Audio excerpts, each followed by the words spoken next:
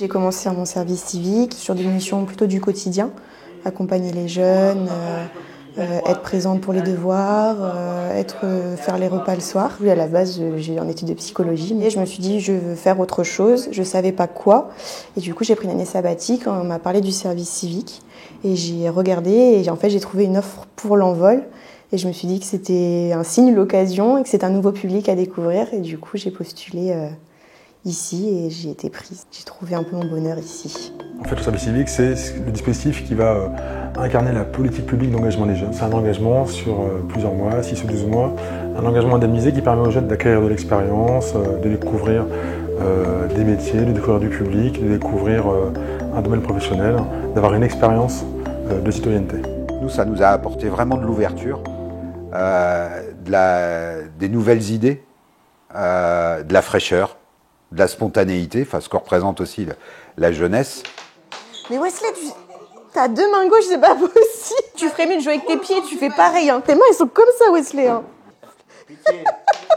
C'était un peu ma crainte au début de travailler avec des jeunes où il n'y a pas une grande différence d'âge, justement. C'était un peu ma crainte. Finalement, ça s'est très très bien passé. Tout de suite, j'ai mis une certaine distance quand même.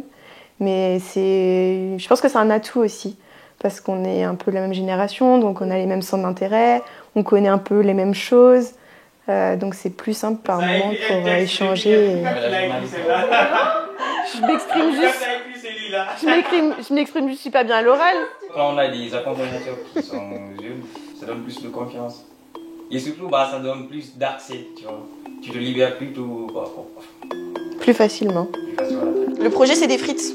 Ah, ok. Ça. Non, dans tes tacos, c'est quoi ça? Poivron. Ouais, ça c'est quoi? Les bandes là. Ouais. Les galettes. Et là-bas? Les bolets comme ça. Le poulet, ouais, très bien. Et le poivron avec l'oignon. Qu'est-ce que tu fais comme repas égyptien? Des riz comme ça, des bolets. Du riz au lait, c'est vrai. Il était bon le riz au lait? C'était pas... Il a essayé.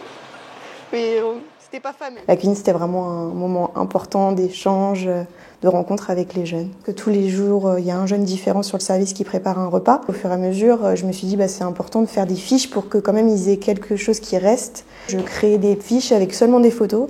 Il n'y a pas besoin de texte pour que ce soit très clair. Et après, chaque étape, qu'ils sachent combien de grammes. Et on s'est dit il y a quelques mois, pourquoi pas en faire un livre? Il y a une quinzaine de recettes. On a essayé de faire un outil très accessible en fait. On s'est rendu compte en parlant autour de nous que ça allait intéresser nos partenaires de proximité qui accompagnent le même public, des maisons de retraite qui pourraient être intéressées pour un public vieillissant, des établissements qui accueillent du public handicapé pourraient être aussi très intéressés.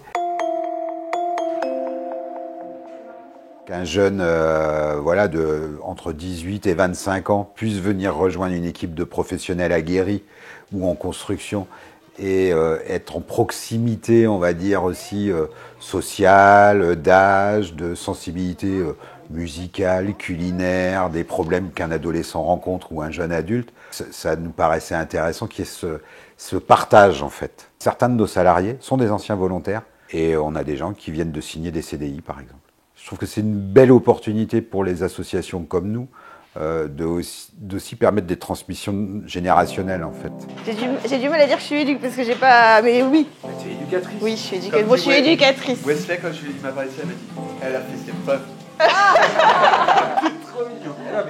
Là, mi-janvier, on m'a proposé de passer en CDD en tant qu'éducatrice remplaçante sur le service. Les gars, tu peux lui dire de venir mettre la table s'il te plaît?